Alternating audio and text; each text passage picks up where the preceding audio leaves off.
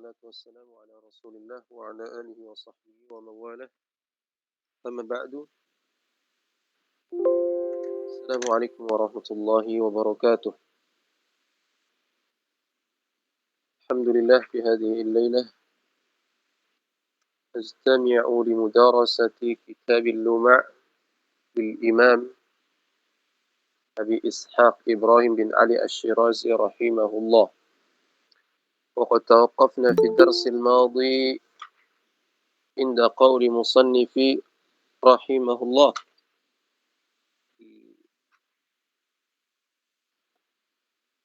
فصل: وكذلك ما ليس فيه استدعاء. تفضل. هل القارئ حاضر؟ حاضر ست. تفضل اقرأ.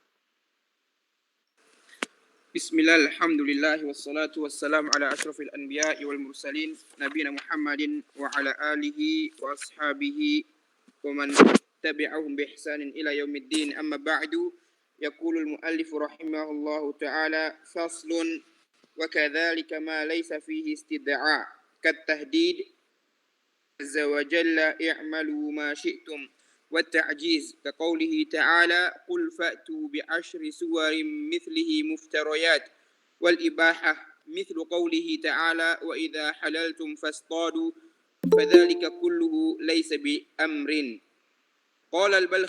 وقال البلخي من المعتزلة: الإباحة أمر، وهذا خطأ، لأن الإباحة هي الإذن، وذلك لا يسمى أمرا. ألا ترى أن العبد إذا استأذن مولاه في الاستراحة وترك الخدمة فأذن له في ذلك لا يقال إنه أمره بذلك.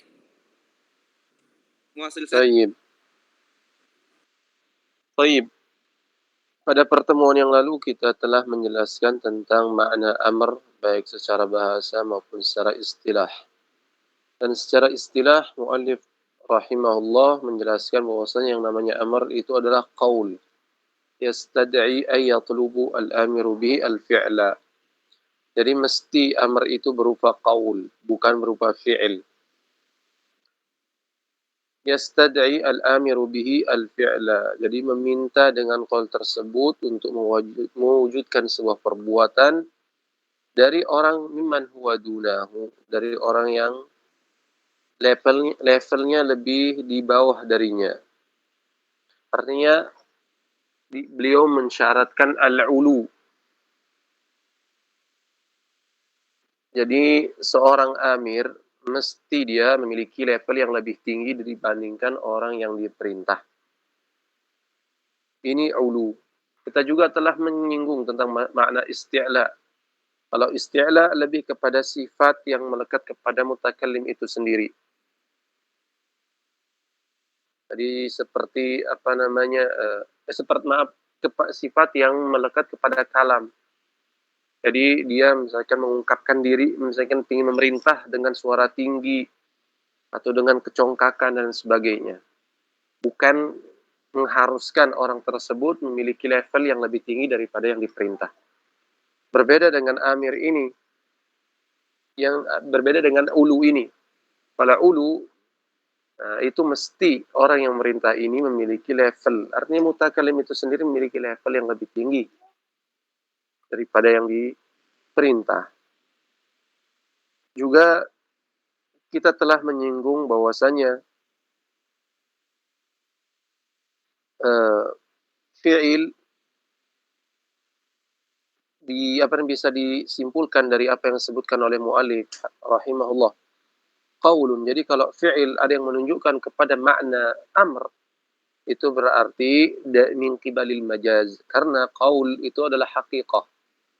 Jadi kalau ada fi'il sedangkan dia menunjukkan kepada makna amr, berarti bisa dikatakan menurut mazhab mu'allif itu adalah bagian daripada majaz, bukan bagian daripada haqiqah. Nah, istid'a artinya di sini ada talab, qaul, ada istid'a di sini, ada perintah atau permintaan di sini. Jadi kalau ada seandainya sighat amr tapi ternyata tidak ada isyarat untuk atau tidak menunjukkan kepada makna istid'a, maka itu tidak bisa dikatakan sebagai amr. Contohnya seperti yang disebutkan muallif rahimahullah di sini, yaitu i'malu ma syi'tum. Ini lafaz sekalipun dia menunjukkan kepada makna amr, akan tetapi di sana tidak ada kaitannya dengan makna istid'a, yaitu permintaan atau talab. I'malu ma syi'tum. Nah, di sini maknanya tahdid. Jadi bukan kita disuruh melakukan apa saja, enggak. Tapi seolah jangan melakukan hal tersebut. Jadi sekalipun maknanya adalah meminta, i'malu ini kan ma syi'tum. Secara zahir maknanya meminta, tapi padahal maknanya adalah di sini i'malu ma syi'tum. Maknanya adalah larangan. Secara makna. Oleh karenanya mu'allif rahimahullah mengatakan i'malu ma syi'tum ini masuk dalam kategori tahdid. Karena akibatnya adalah kalau kalian melaksanakan, artinya melanggar apa yang kami larang ini, maka akan memperoleh ancaman nanti di akhirat. Jadi ketika Quran mengatakan i'malu ma syi'tum, bukan maksudnya kita disuruh melakukan, enggak.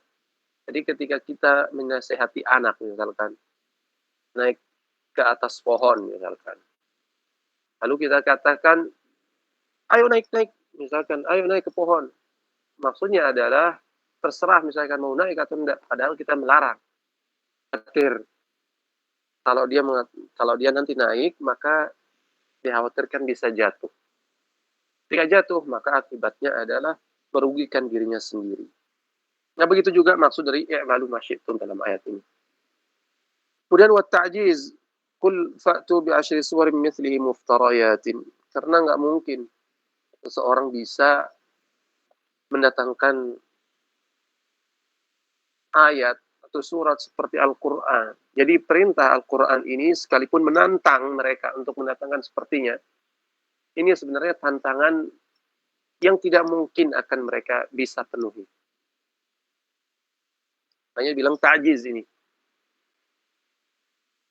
Wa idza halaltum fastadu. Ini menunjukkan kepada ibahah. Karena sebenarnya masalah ini terjadi khilaf kalangan para ulama.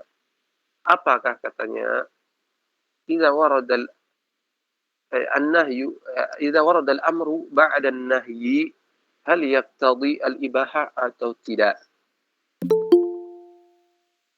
Jadi wa idza halaltum fastadu ini masuk dalam kategori itu. Apakah idza warada al-amru ba'da an-nahyi? Karena sebelumnya dilarang bagi orang yang sedang muhrim untuk melakukan berburu, yaitu dilarang bagi mereka untuk berburu. Jadi ketika baik di tanah halal maupun di tanah haram diharamkan bagi mereka untuk berburu. Adapun idza halaltum fastadu di sini adalah dibolehkan bagi mereka untuk berburu di tanah halal bukan tanah haram. Nah, apakah ini ketika ada amr datang setelah larangan, apakah yaqtadil ibahah atau tidak? Para ulama terjadi khilaf di antara mereka. Ada yang mengatakan enggak, ya'udu ila makana alaihi. Seperti kata Ghazali. Jadi kembali hukumnya seperti semula. Kalau semula hukumnya mubah, maka dia kembali kepada hukum mubah. Kalau dia wajib, maka dia wajib. Tapi Ibnu Qudamah dan sebelumnya adalah Imam Asy-Syafi'i rahimahullah mengatakan, idza warada al-amru ba'da an-nahyi yaqtadi al-ibahah. Itu berdasarkan kepada istiqra' atau ghalib lah dari tasarruf syari' di dalam Al-Quran ini. Kalau kita lihat, ternyata ketika ditelusuri banyak dari ayat ini yang menunjukkan akan kebolehan datang setelah ada larangan.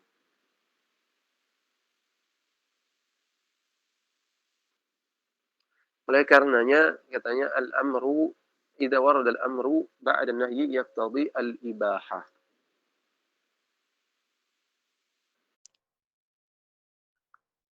Dan ini 3 di antara maknanya. Sebenarnya banyak sekali kalau antum baca Jam'ul Jawami, bisa antum dapatkan di sana belasan lah makna daripada apa namanya, makna amr ini.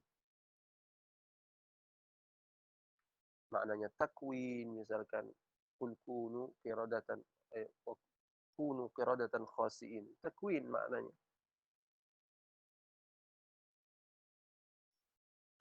Dan seterusnya banyak sekali, ada belasan makna.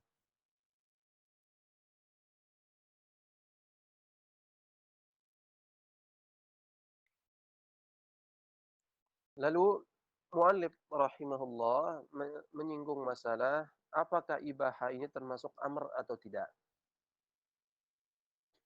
Al-Balkhi dari kalangan Mu'tazilah, ini Balkhi namanya adalah Abdullah bin Ahmad bin Mahmud Al-Ka'bi,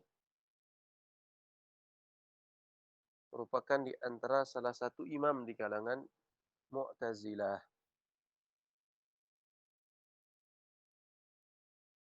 Kan amr ini al-ibaha ini amr. Wa qala al-Balkhi min al-Mu'tazilah al-ibahatu amrun katanya. Ibaha ini termasuk di antara ma'murun bihi.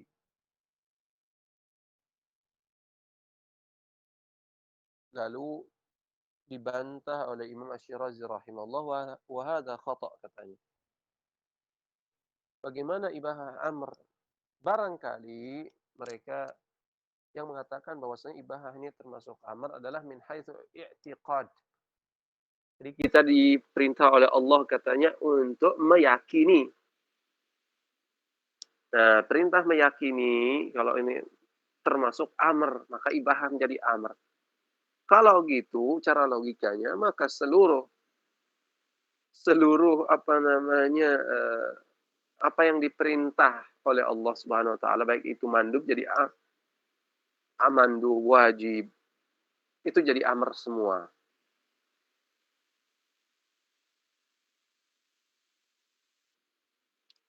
Wahada khata' kata beliau li'anna al-ibahah hiya al-idhnu. Jadi ibahah itu makna adalah izin, artinya dibolehkan kita untuk melakukan atau meninggalkan. Kalau kata Suyuti, ibahah ini tidak termasuk amr karena laisa fihi, bukan termasuk laisa fiha talab karena enggak ada permintaan di sana. Idla talab. Enggak ada permintaan di sana. Maka kalau nggak ada permintaan nggak mungkin bisa dikatakan itu sebagai amr. Wadzalika la yusamma amran. Oleh karenanya la yusamma amran katanya karena ibahah ini maknanya izin. Oleh karenanya tidak dikatakan sebagai amr. Lalu muallif rahimahullah menjelaskan kepada kita lebih detail. Dia mengatakan gini, memberikan kita deskripsi masalahnya agar lebih bisa dipahami. Ala tara anna al-'abda idza ista'dzana maulahu fil istirahah wa tarkil khidmah fa'adina lahu fi dzalik la yuqalu innahu amarahu bidzalik katanya. Jadi kalau ada seorang hamba sahaya minta izin kepada tuannya agar bisa istirahat, artinya liburlah. Tarkil khidmah artinya ngambil cuti. Lalu si tuan ini atau tuannya ini memberikan dia izin.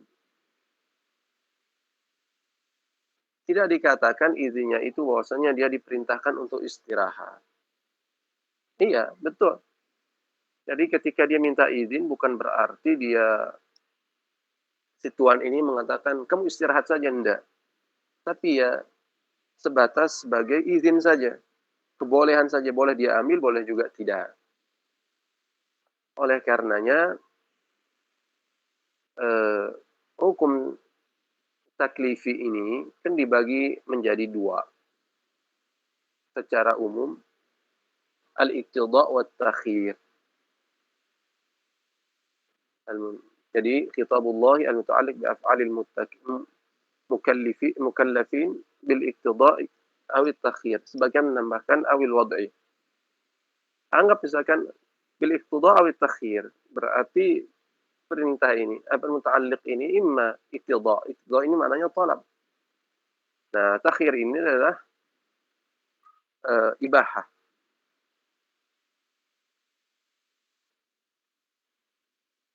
Tayyib.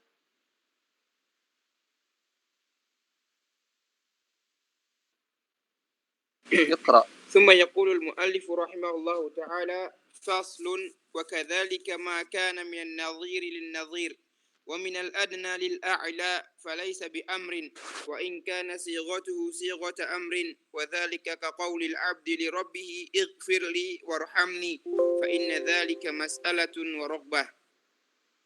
Tayyib. Ini masalah yang kedua, di antara masalah lain berkaitan tentang amr ini. Kita tadi menyinggung bahwasanya mesti amr itu dari atas ke bawah. Nah, bagaimana kalau posisinya dari sesama lah. Masil nazir bin nazir. Nazir lin nazir. Itu masil lil masil. Artinya sama levelnya. Apakah bisa dikatakan amr? Misalkan kawan sekelas. Bisa nggak kita katakan amr nggak? Menurut mu'alif nggak bisa dikatakan sebagai amr. Atau misalkan dari dari level bawah ke atas. Murid misalkan kepada dosennya misalkan. Mahasiswa pada dosennya bisa nggak dikatakan sebagai amr? Menurut mu'alif tidak bisa dikatakan. Nah, kalau seandainya levelnya sama, itu dikatakan apa? Beliau mengatakan, kalau menurut jumhur ulama itu dikatakan sebagai iltimas. Tapi menurut mu'alif di sini, sama dikatakan sebagai masalah waragbah. Kalau dalam syarah Lumah dikatakan masalah wa talab. Talab wa masalah ya. Atau lebih mudahnya kalau kita menggunakan istilah jumhur saja. Kalau seandainya dia sama-sama levelnya, maka kita katakan sebagai iltimas. Kalau seandainya posisinya dari bawah ke atas, dari level bawah ke level atas, maka kita katakan sebagai doa.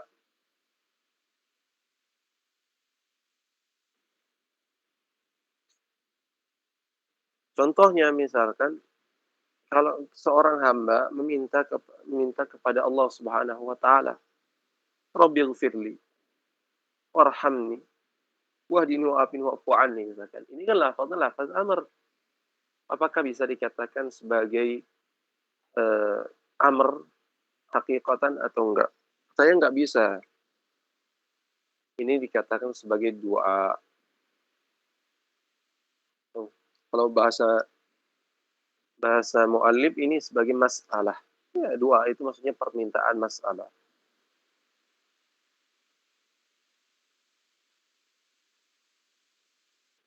Kalau sesama sesama levelnya, sama-sama mahasiswa, sama-sama santri, sama-sama guru, bisa dikatakan sebagai iltimas.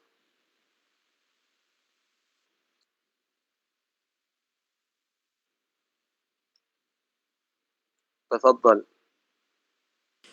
ثم يقول المؤلف فصل وأما الاستدعاء على وجه الندب فليس بأمر حقيقة ومن أصحابنا من قال هو أمر حقيقة والدليل على أنه ليس بأمر قوله صلى الله عليه وسلم لولا أن أشق على أمتي لأمرتهم بالسواك عند كل صلاة ومعلوم أن السواك عند كل صلاة مندوب إليه وقد أخبر أنه لم يأمر به فدل على أن المندوب إليه غير مأمور به. طيب. Ini masalah sebagian ulama memasukkannya pada bab mandub. Jadi ketika membicara tentang ahkam, pembicaraan masalah ini. Ini antaranya adalah Ghazali kalau tidak salah, beliau dan Ibnu Qudamah, juga Tufi rahimahullah membicarakan masalah ini di bab al-ahkam. Karena berkaitan tentang mandub. Dilihat dari sisi mandubnya. Dan sebagian lain ulama membicarakan ini di bab amr. Kenapa? Karena mandub ini termasuk di antara berkaitan tentang masuk dalam kategori payung makna amr ini. Mu'allif rahimahullah di sini menyinggung masalah apakah mandub ini termasuk ma'murun bihi atau tidak. Menurut madhab mu'allif rahimahullah, bahwasanya mandub ini laisa bi amrin haqiqatan. Artinya kalau ada mandub masuk dalam payung amr itu dari sisi majazi, bukan dari sisi haqiqah. Namun mayoritas ulama atau jumhur ulama memandang bahwasannya mandub ini termasuk di antara ma'murun bihi haqiqatan. Jadi ma'murun bihi haqiqatan tidak hanya tidak ada wajib saja. Namun mandub juga masuk ke dalamnya. Karena menurut jumhur ulama, mereka mengatakan gini, jadi amr ini, kita kan tadi mendefinisikan amr itu sebagai khitabullah al-muta'alliq bi af'alil mukallafin bil iqtida'i aw at-takhir. Al-iqtida' itu ada dua.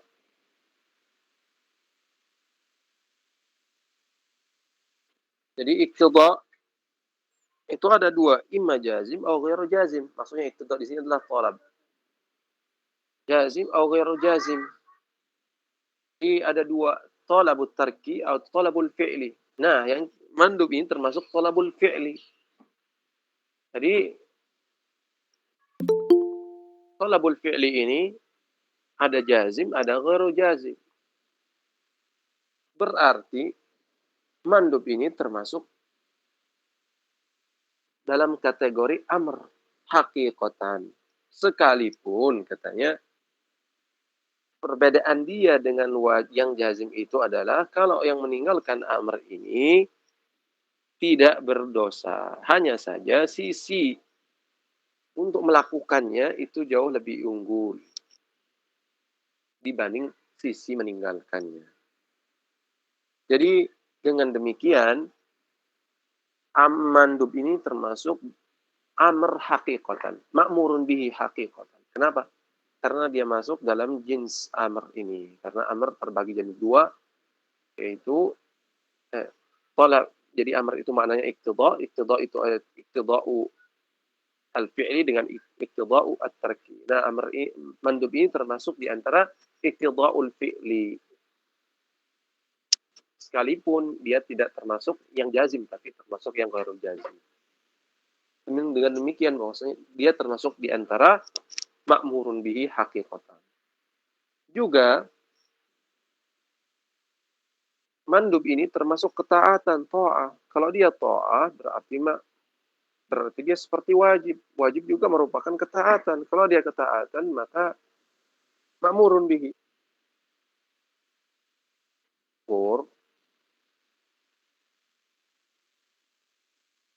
Mayoritas dan telah maklumlah di kalangan ulama itu bahwasanya amr itu dibagi menjadi dua, yaitu amr ijab dan amr nadab. Dengan demikian kata jumhur berarti amr itu termasuk ma'murun haqiqatan. Namun menurut mu'allif rahimahullah di sini laisa bi amrin haqiqatan, berarti dia majaz. Jadi dia ma'murun bihi majazan, bukan haqiqah. Berdalil dengan hadis Nabi Shallallahu Alaihi Wasallam. Dia katakan gini, karena kita dapati Nabi SAW mengatakan laula an asyqa ala ummati la amartuhum bis-siwak inda kulli salah, katanya.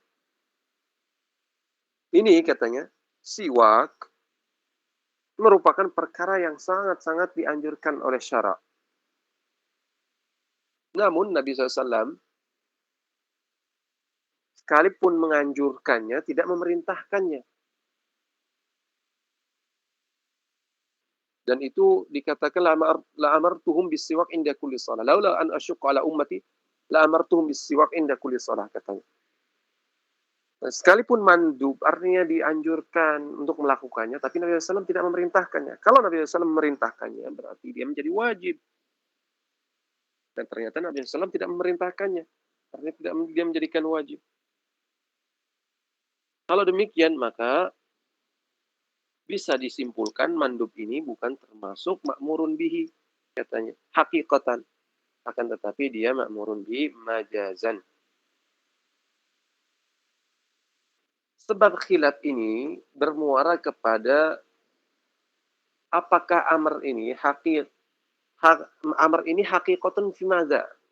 Itu sebenarnya sebab khilafnya. Dan ada yang mengatakan di antara sebab khilafnya adalah jadi eh, apakah amr ini mandub ini lebih dekat kepada wajib atau kepada mubah? Bagi mereka yang mengatakan bahwasanya amr ini hakikoh dalam makna wujub, maka dalam bentuk nadab maka itu adalah majaz.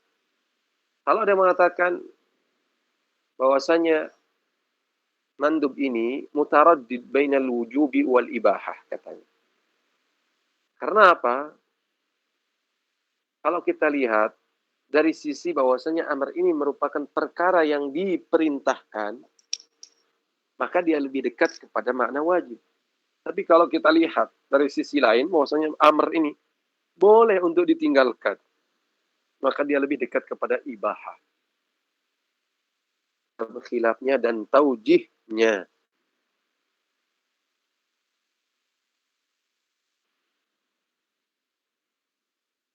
تفضل.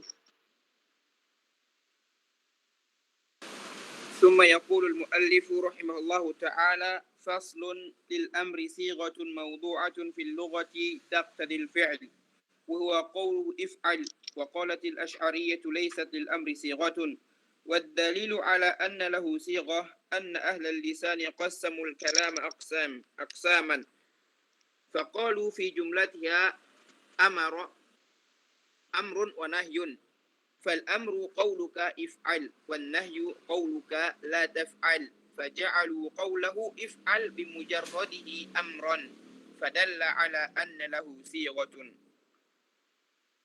Tayyib, ini mungkin apa namanya masalah yang kita ambil terakhir berkaitan tentang apakah amr ini memiliki sirat atau enggak. Dan masalah ini diantara masalah yang diselisihi oleh Imam Asy-Syirazi. Beliau termasuk ulama Asy'ari. Namun kita dapati dalam beberapa masalah di dalam kitab beliau ini, ternyata beliau menyelisihi pendapat Asy'ari. Di antaranya masalah adalah berkaitan dengan apakah amr ini memiliki sighah atau tidak. Ketahui hal ini berangkat perbedaan ulama apakah amr ini memiliki sighah atau tidak, itu berangkat dari madhab aqadi. Jadi karena daerah Asy'ariyah memandang bahwasanya kalamullah itu kalamun nafsi.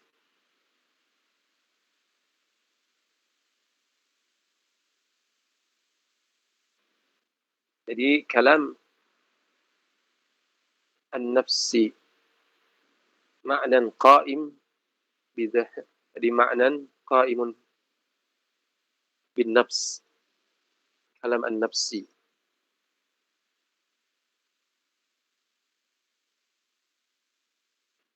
Nah, berangkat dari hal ini, di amr itu menjadi dua. Jadi ada amr nafsi, ada lafzi. Kalau nafsi, jadi amr nafsi ini adalah diartikan sebagai iktida'u al-fi'li bidzalika al-ma'na al-qa'im bin nafs al-mujarrad ani as-sighah, katanya. Iktida'u al-fi'li bidzalik. Jadi talabul fi'li, melakukan sebuah perbuatan dengan bidzalikal ma'na al-qa'im bin nafsi. Jadi dengan makna yang qaim, ada bin nafs, yang mujarrad anis sighah. Artinya yang kosong dari sighah. Itu dikatakan sebagai amr an-nafsi. Jadi antum memerintahkan seseorang itu bukan menggunakan sighah, tapi dengan makna yang qaim dalam jiwa antum. Kalau amr lafzi itu seperti ucapan antum, if'al atau idhab. Itu dikatakan sebagai amr lafzi. Namun yang tepat adalah, yang shawab adalah bahwasanya memiliki sighah. Tapi sebelum itu saya ingin kata, ini kan berangkat dari bahwasanya amr, ketika al-ma'na al-qa'im bin nafs ini memiliki efek pada penafsiran, pada pemaknaan kalamullah ini. Sehingga yang kita ketahui ketika mereka mengatakan kalamullah itu, jadi ayat Al-Quran yang kita baca ini bukanlah kalamullah hakikatan, tapi ibarah an kalamillah. Karena mereka berkeyakinan bahwasanya Allah itu, kalamullah itu laisa biharfin wala bisaut. Gak ada. Jadi bukan pakai huruf, bukan suara. Jadi qaim bin nafs katanya. Sehingga ketika kita membaca Al-Quran ini, kalamullah ini dianggap sebagai ibarah an kalamillah. Padahal ini bertentangan dengan ayat-ayat dalam Al-Quran. Misalkan Allah Subhanahu wa taala mengatakan, "Fajirhu hatta yasma'a kalam Allah."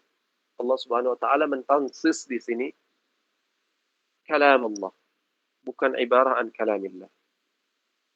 Jadi yang kita baca adalah kalamullah. Adapun saut, nah, itu sautul qari tentunya.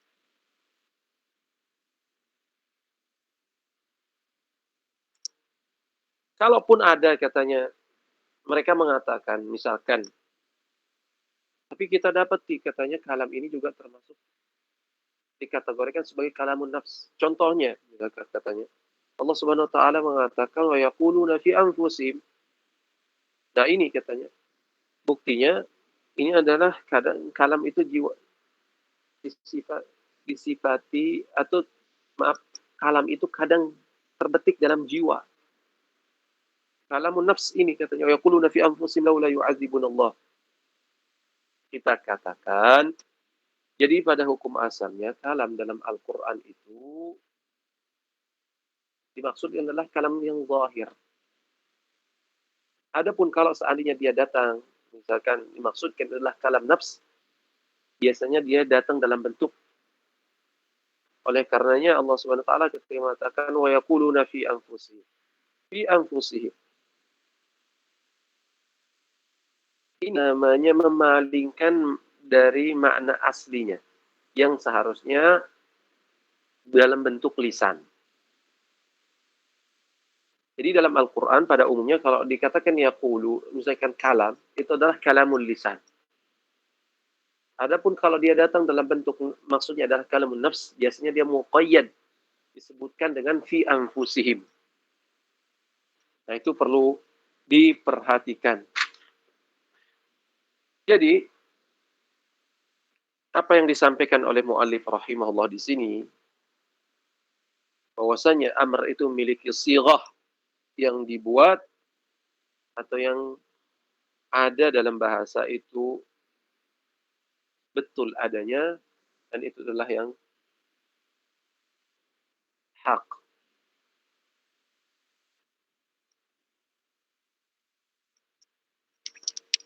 Lalu sighatul amr ini yang ada dalam Al-Quran, kira-kira yang dalam bentuk lafzi itu ada 4. Pertama, fi'lul amr dalam sigat if'al lah. Jadi, seperti firman Allah Subhanahu wa taala, "Wa aqimus shalah wa atuz zakah," misalkan. Yang kedua, misalkan sighatul amr yang ada dalam Al-Qur'an,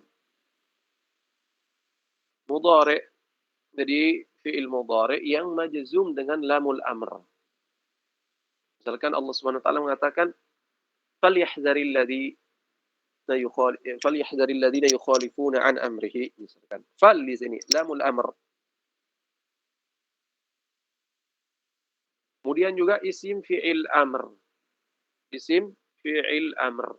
Contohnya misalkan firman Allah Subhanahu wa taala, ya ayyuhalladzina amanu, 'alaikum anfusakum." 'Alaikum. Di sini maknanya adalah amr sekalipun dia isim. Begitu juga yang keempat adalah masdar, pengganti daripada fi'il. Contohnya misalkan fadarba ar-riqab. Fadarba di sini maknanya la idrib ar-riqab. Jadi isim masdar yang menggantikan fi'il. Jadi ini 4 sighat yang ada dalam Al-Qur'an. Sekalipun ada sighat amr yang sifatnya maknawi. Bentuknya khabar tapi maknanya adalah uh, amr. Misalkan firman Allah Subhanahu wa taala, "Al-hajju ashhurun ma'lumat, faman farada fihinna al-hajja fala rafatha wala fusuqa wala jidala fil hajj." Kalau di sini maknanya khabar, tentunya dibantah oleh realita itu sendiri. Karena kita dapati orang yang haji tidak sedikit berbohong, berdusta, melakukan maksiatan, begitu juga bertengkar dan seterusnya. Kalau kita maknanya adalah al-hajju asyhurun ma'lumat, faman farada fihinna al-hajja fala rafatha. Lam di sini lam, kalau kita artikan lam di sini adalah lamul jins. Lamun nafi lil jins. La rafatha. Artinya kita nafikan. Maknanya nafi. Dibantah oleh realita yang ada. La fala rafatha wala fusuqa. Tidak mungkin orang meninggalkan dosa seperti ini. Wala jidala.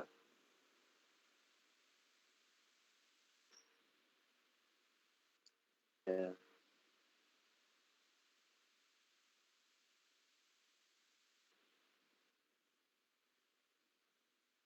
Seperti firman Allah juga misalkan, wal mutallaqatu yatarabbasna bi anfusihinna thalathatu quru'. Thalathatu quru', maaf. Wal mutallaqatu yatarabbasna bi anfusihinna thalathatu quru'. Ini kalau maknanya adalah khabar, berarti informasi saja. Padahal maknanya adalah perintah. Wal walidatu yurdi'na auladahunna. Ini juga adalah khabar bentuknya. Padahal maknanya adalah perintah. Nah ini diantara contohnya. Jadi kadang amr itu tidak hanya sifatnya lafzi, kadang juga ada yang sifatnya maknawi.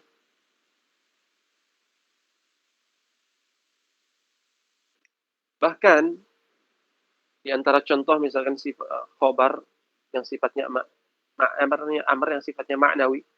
Kalau seandainya antum dapatkan apa namanya perintah, lubla, uslub amr atau kalimat atau tarkib atau jumlah yang mana jumlah tersebut menunjukkan kepada ancaman misalkan. Nah, itu bisa menunjukkan kepada makna wajib. Misalkan firman Allah, "Falyahdharil ladzina yukhalifuna an amrihi an tusibahum fitnatun aw yusibahum adzabun alim."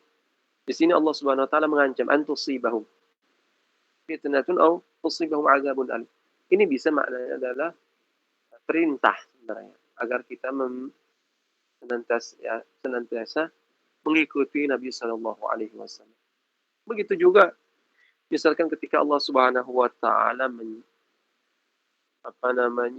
memuji perbuatan tertentu, innallaha yuhibbul muhsinin.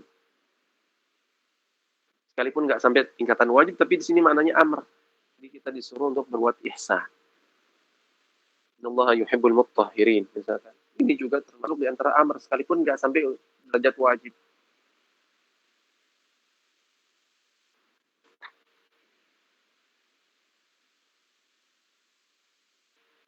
Apa ini? Jadi, mu'allif rahimahullah mengatakan, lil amri sighatun mawdu'atun fil lughati taqtadi al-fi'la. Katanya. Jadi, amr ini memiliki sighah dalam lughah yang mengharuskan artinya perbuatan, kewajiban untuk mewujudkan perbuatan tersebut. Dan sigat tersebut adalah if'al. Wa qalatil asy'ariyah laysat lil amri sighah. Menurut Asy'ariyah bahwasanya amr itu tidak memiliki sighah. Lalu mu'allif rahimahullah mengatakan adapun dalil kami yang menunjukkan bahwasanya amr itu memiliki sighah adalah ahlul lisan. Anna ahlul lisan qassamul kalama aqsama katanya. Jadi ahlul lisan ini maksudnya adalah al-Arab, membagi kalam itu menjadi beberapa bagian. Faqalu fi jumlatiha amrun wa nahyun. Jadi kalam ini imma amr wa imma nahyu. Di antaranya adalah bentuk amr dan nahyu.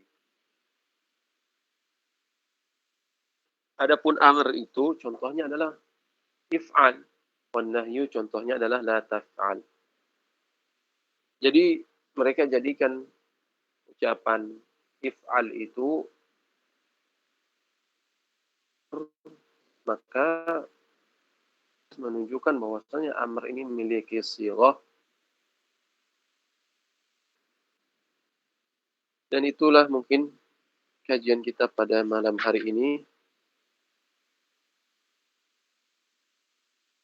Insyaallah kita lanjutkan pada pertemuan yang akan datang berkaitan dengan ma yaqtadil amra min al-ijab.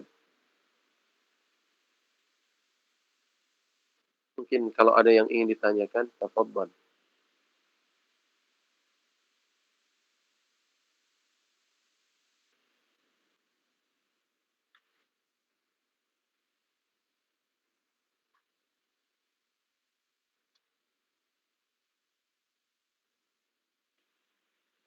Ada ya soal ada pertanyaan Ustaz. Tafadhal. Berkaitan tadi nadab, kalau misalnya dia bermakna amr itu secara majaz, Ustaz.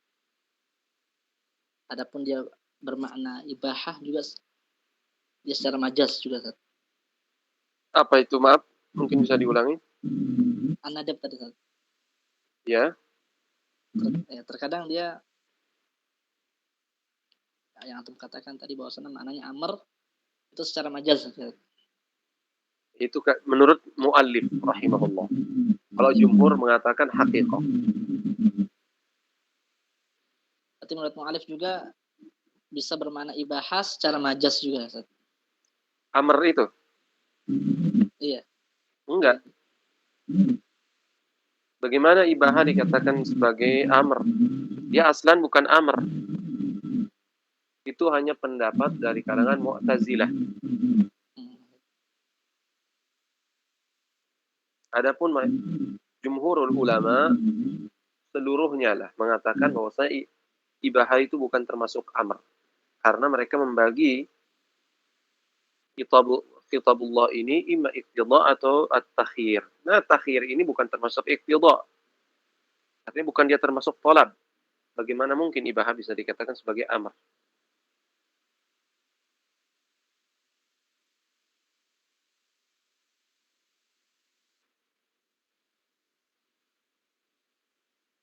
Oleh karenanya mu'allif mengatakan pendapat Mu'tazilah ini termasuk di antara pendapat yang keliru.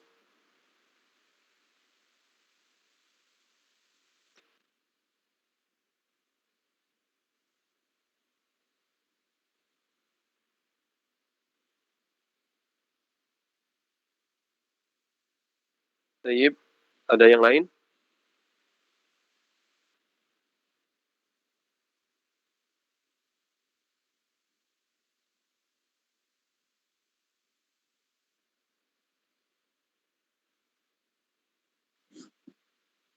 Adapun untuk amr minal adna ilal a'la Ustaz, itu apa Ustaz disebutkan? Itu disebutkan sebagai doa. Saya tadi sudah menyinggung masalah tersebut. Jadi menurut jumhur memiliki dua istilah. Istilah yang dinamakan sebagai iltimas ketika amr itu keluar dari orang yang memiliki level yang sama. Tapi kalau dari orang yang levelnya lebih rendah kepada orang yang memiliki level yang lebih tinggi, itu dikatakan sebagai doa. Atau istilahnya Syirazi sebagai mas'alatun warabbah. Dalam syarah Lumah dikatakan mas'alatun talab wa mas'alah. Sebenarnya sama saja. Murid ke dosen misalnya itu disebut doa. Jadi nggak khusus kita sebagai hamba. Itu dikatakan sebagai nah, sebenarnya kalau misalkan untuk istilah ini mungkin, tapi sebenarnya dia ini lebih cenderung kepada doa ini dikhususkan untuk antara abdi dan Tuhannya, dengan Robnya. Adapun mungkin sesama manusia, mahasiswa sama dosen, mungkin lebih cenderung dikatakan sebagai tolab saja. Tapi menurut Subki itu mengatakan tolab itu amr itu tidak mempersyaratkan harus ada ulu maupun isti'la. Jadi dari siapa saja keluar permintaan atau tolab itu bisa dikategorikan amr. Baik itu adalah level atas ke bawah atau bawah ke atas atau sesama. Menurut As-Subki itu dikatakan sebagai amr dalam kategori bahasa.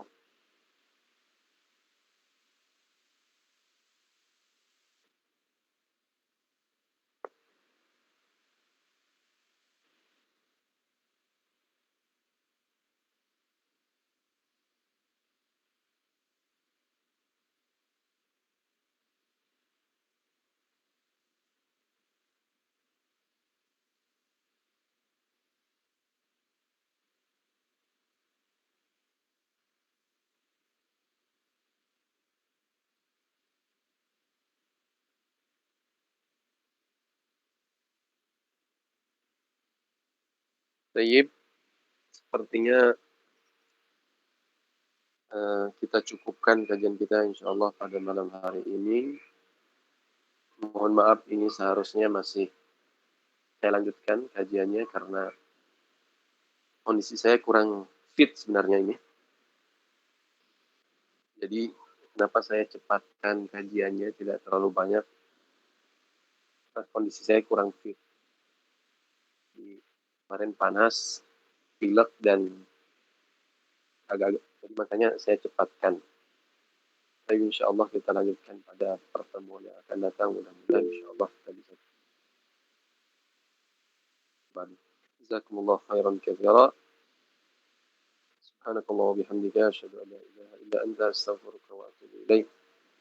Assalamualaikum warahmatullahi wabarakatuh. Waalaikumsalam. Waalaikumsalam